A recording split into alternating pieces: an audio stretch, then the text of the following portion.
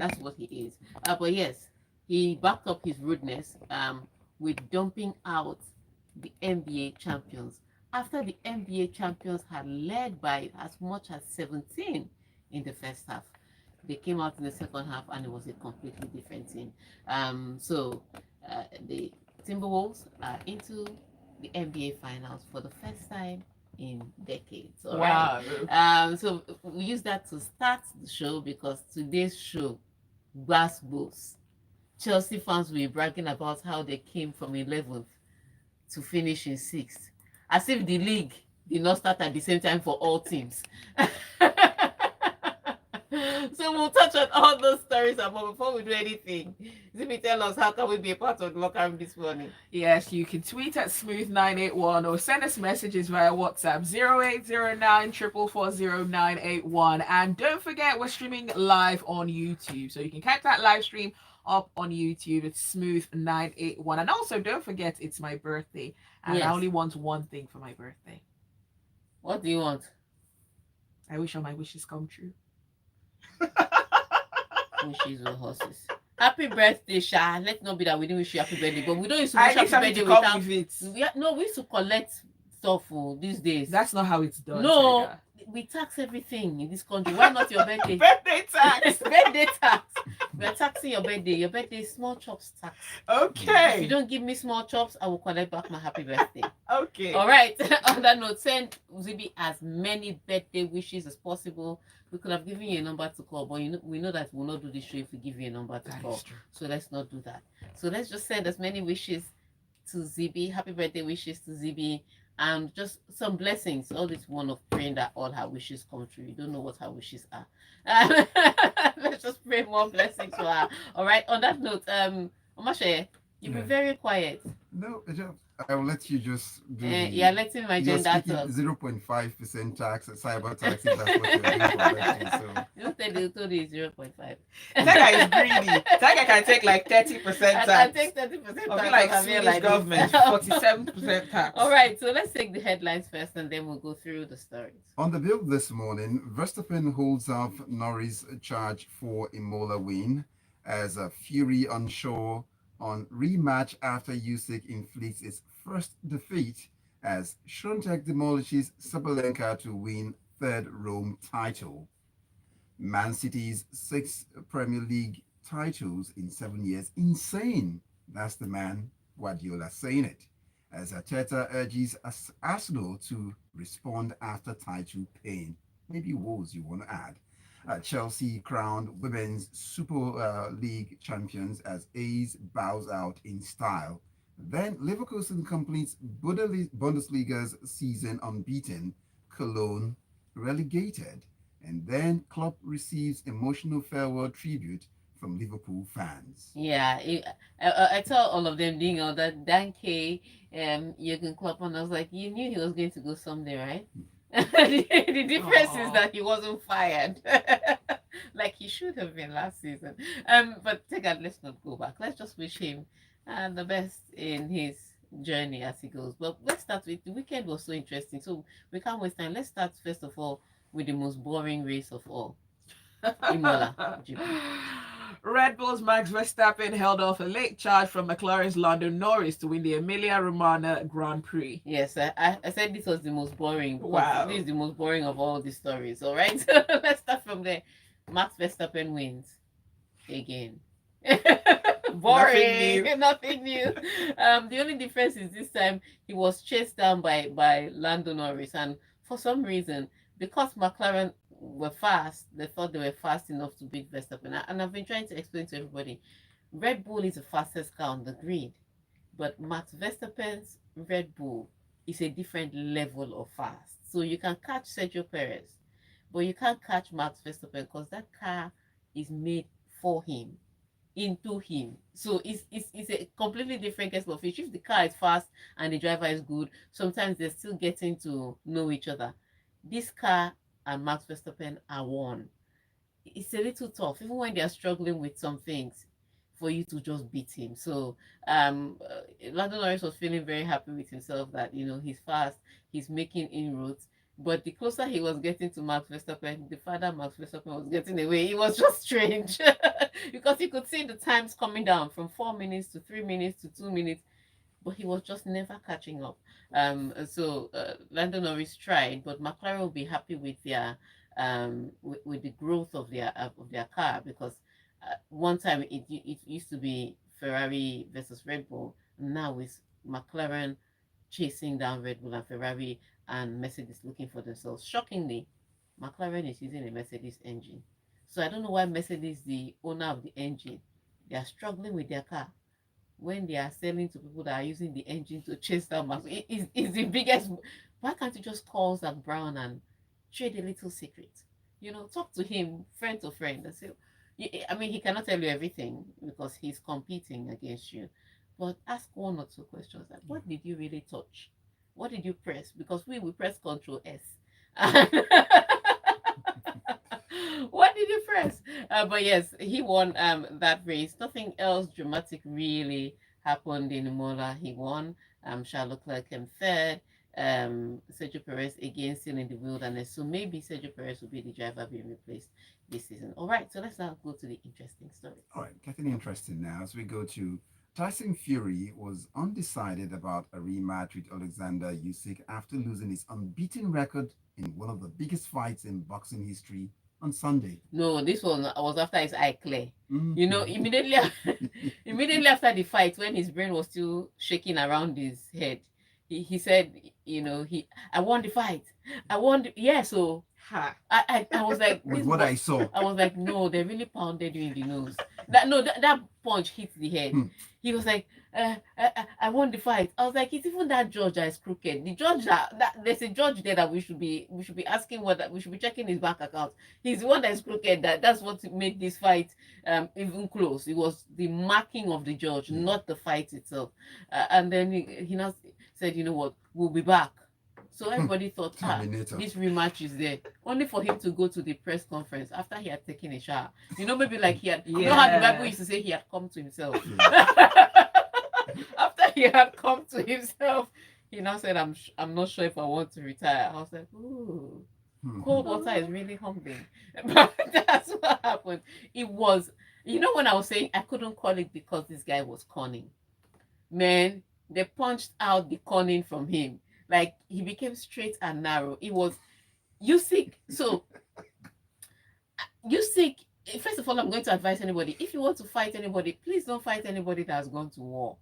There's a certain vengeance and anger that comes with it. It's a different level of aggression. It's also a different level of comportment, because they're not composed due to logical reasoning. They're composed due to survival reasoning. It's a different kind of composure. That's the composure of an assassin. Yes. Wow. They've survived a lot of things. This guy has gone to war. Why did we think he was just going to box like an ordinary boxer? The first thing is, he made Tyson Fury uncomfortable in the ring. You don't do that to Tyson Fury. Like, Tyson Fury is the one that's always comfortable. He'd even be, if the fight is even going good, he'd be taunting you. What did he wrote to taunt to?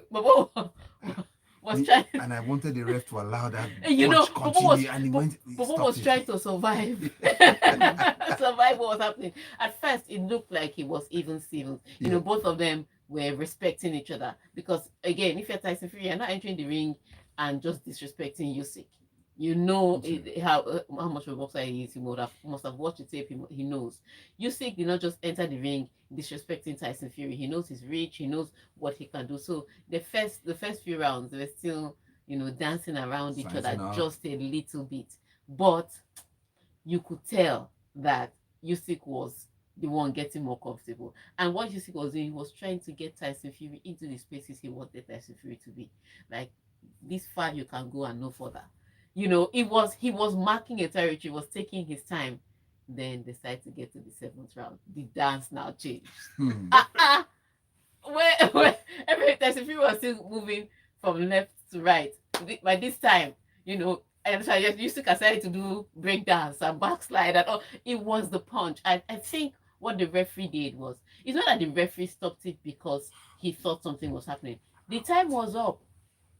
allow this guy collect There was more. the referee wasn't biased. The time was up, so he had to Alright. stop it. But if they had left it like this, it's stretcher that they would have used to carry that Fury. Wow.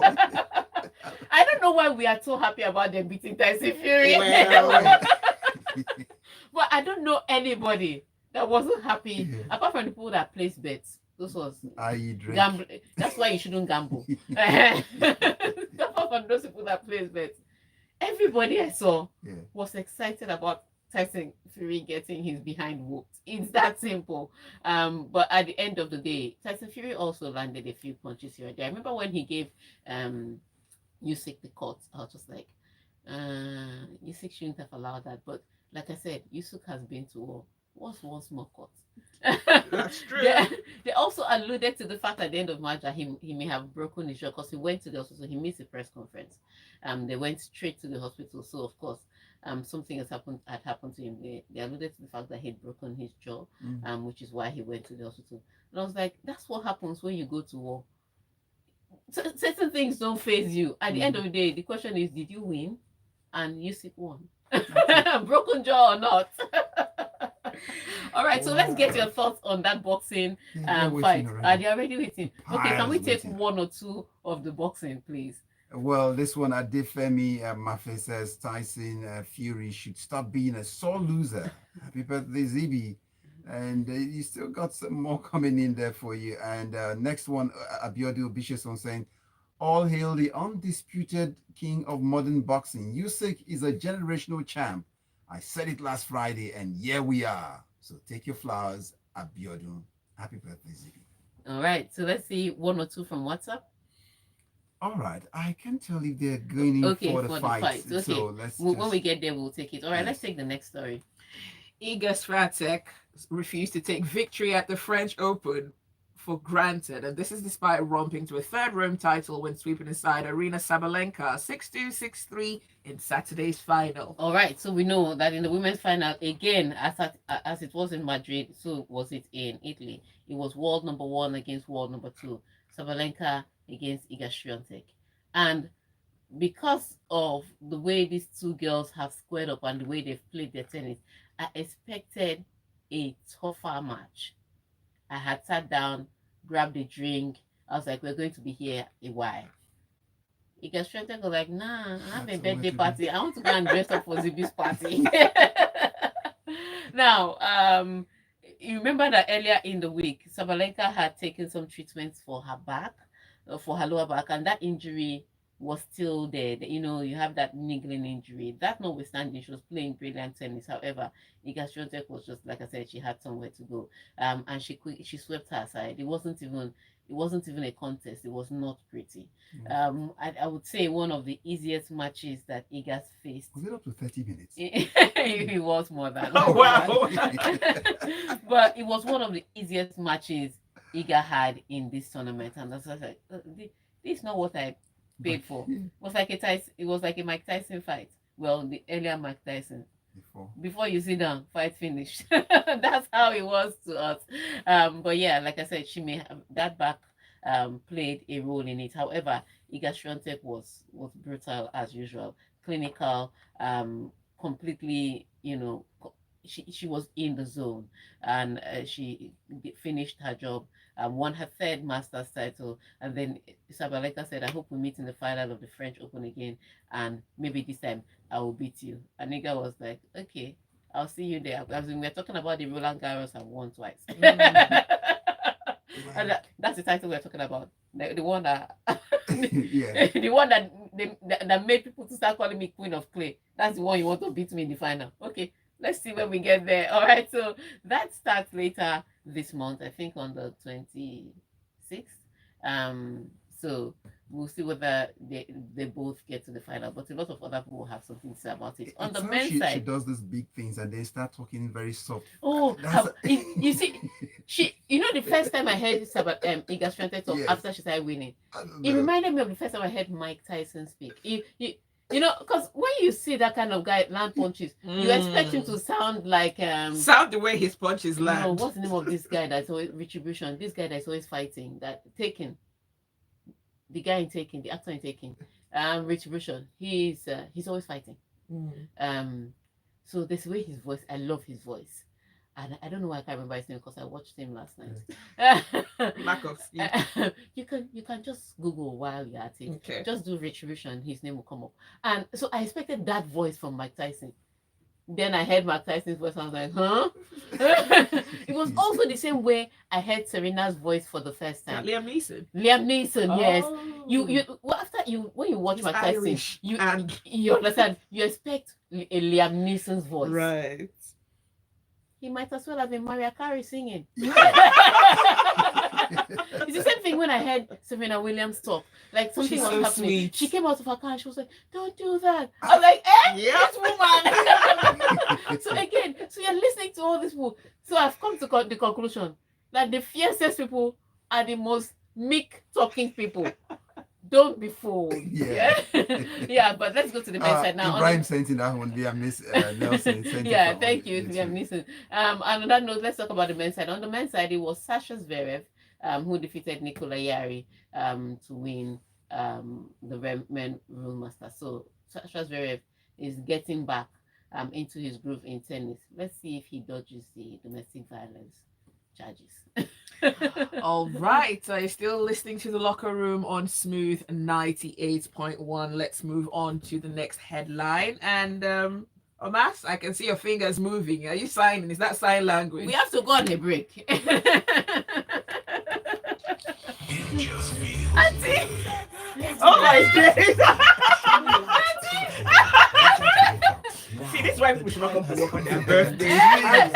Like, we have to campaign. Let me write to my lawmaker. The man was giving you small signal. You wanted to shout. I just seen a massive finger move. They're like, what's going on? He kept saying, Wait, how did we get to 8:34 already? he kept pressing because we're looking for Liam Neeson. You know, usually you get it. If I have you, Yeah. Oh my days. Don't mind that. She's reading birthday message. Oh my goodness, I'm so sorry. I can't believe you don't know Liam Neeson. I know Liam Neeson, but I haven't seen the taking. Wait, taking the one that they kidnapped his daughter. Yes! Oh! I I only only saw taking the 1 and 2. Okay, I saw the first one, the one they took his daughter, and he's like, "You're gonna be taken."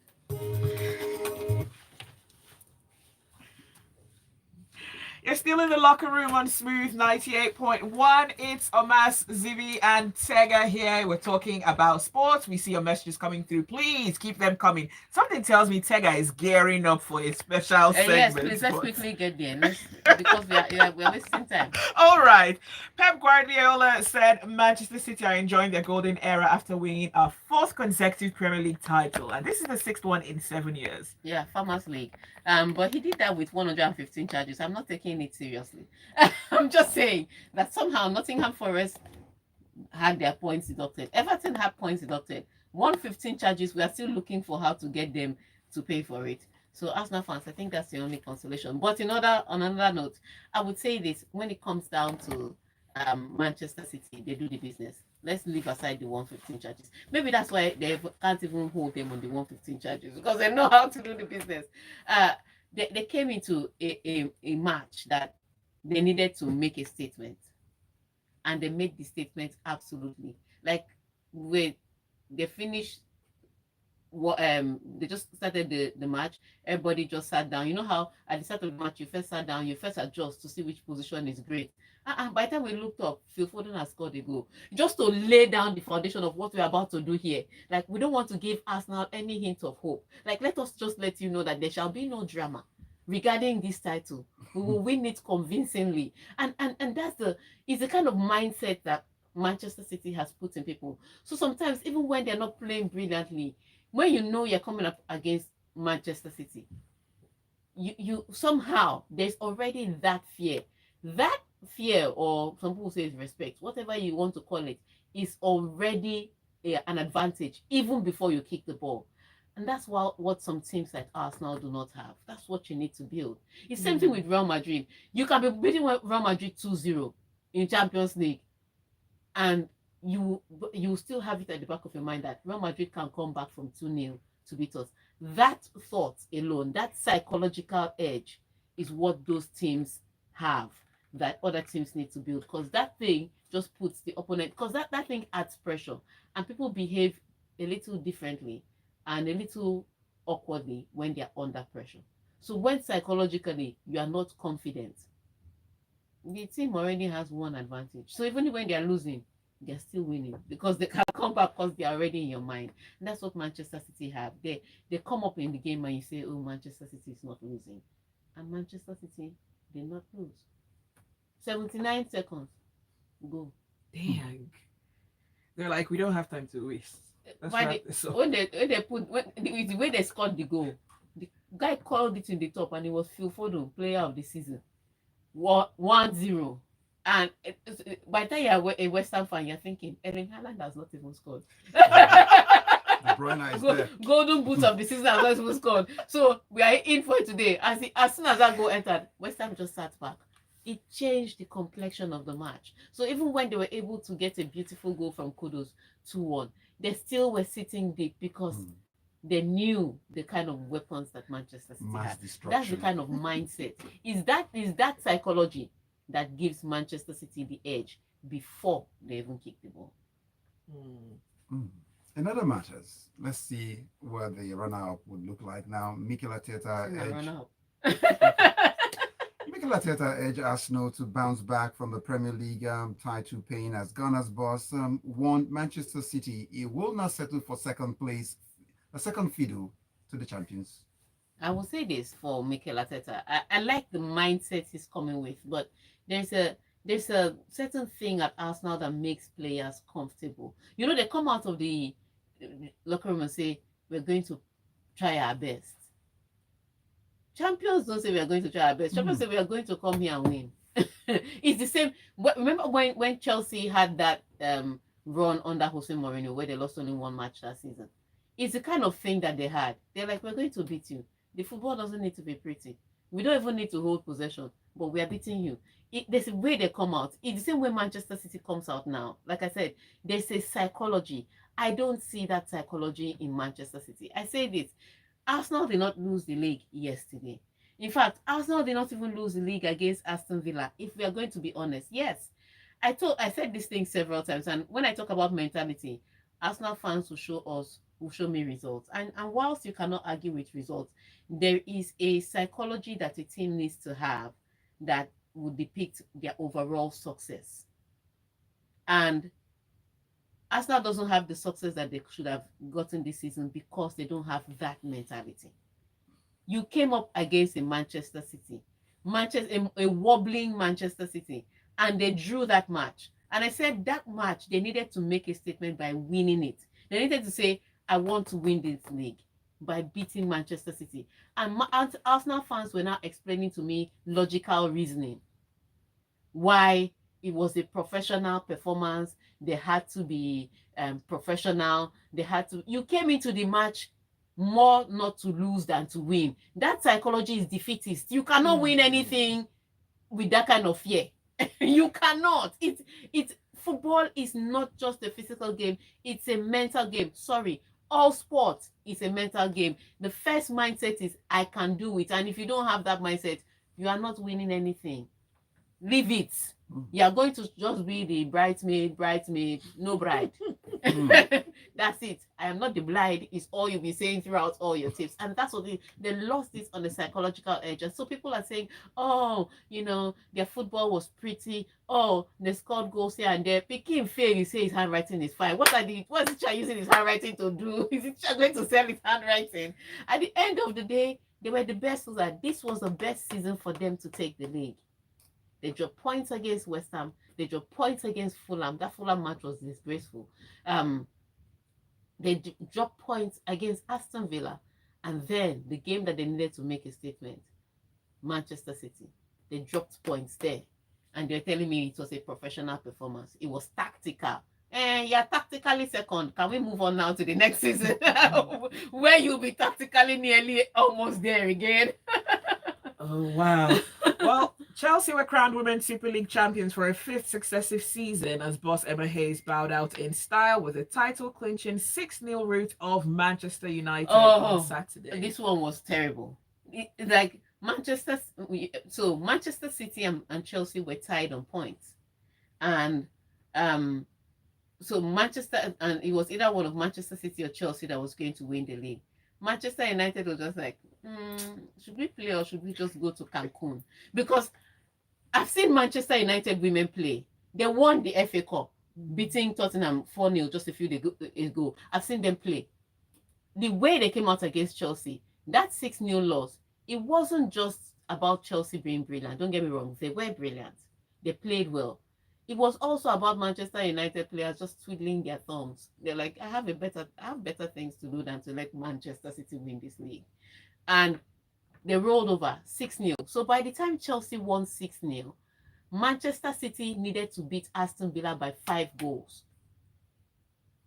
Aston Villa ladies were like, we are not United. We don't need to be carrying 6-0 up and down. And they didn't lose by 6-0. So Chelsea women won this league on goal difference. That's how competitive this league is. And this is what I tell people about the growth of women's football. Women's football has changed. It's business now. And so everybody's being, it's a completely different kettle of fish. So top one for Manchester City. In fact, that's the strong 2-1 finish. Arsenal's one is not even strong 2-1 because they lost the league by 2 points. Manchester City lost the league on goal difference. Painful. Very painful. But it is what it is. So congratulations to Chelsea women and to Emma Hayes. She leaves with at least a trophy in her bag, which is more than Jurgen Klopp can say for himself. On that note, let's just go to the messages. Let's go on now. Shegun from Ikorodu says, well, Arsenal versus Liverpool, who had a better season? Shegun from Ikorodu is just asking. The season is over. And Larry from the abroad says, Max is actually not annoying now. Just when we all thought we were going to have a 3-way battle, he dug amazingly deep to pull out that pole, and there was no looking back from then on. He is ridiculously good, but the real winners for me are McLaren. Then we go over to this message from Tunde Omis from Bariga saying, well, happy birthday, Zibby. May all your wishes come to pass. Tega, Man City are champions, so Arsenal should live with that irrespective of what the FA does. It is obvious someone is not being truthful in England. Then we'll find the next message from Olushina saying, well, okay, this is a birthday wish coming from Olushina to Zibby. Zibby, read your birthday messages now.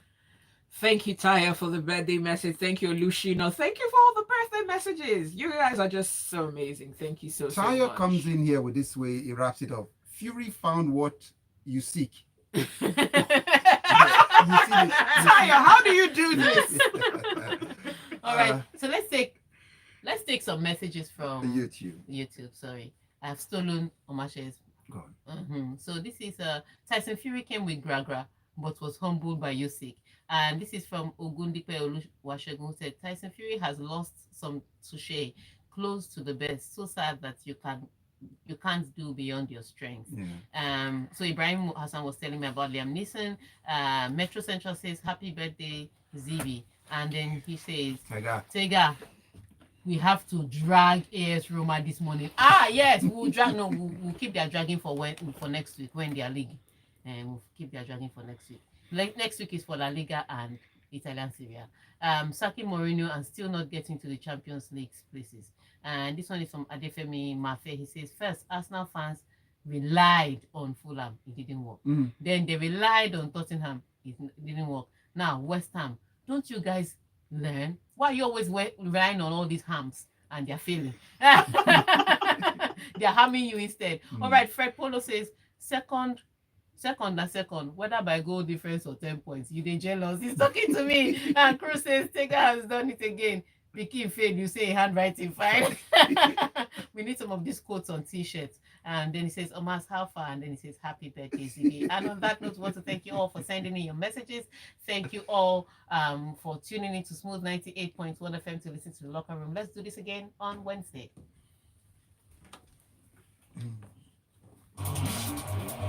Because this one that maybe I came to sit down there.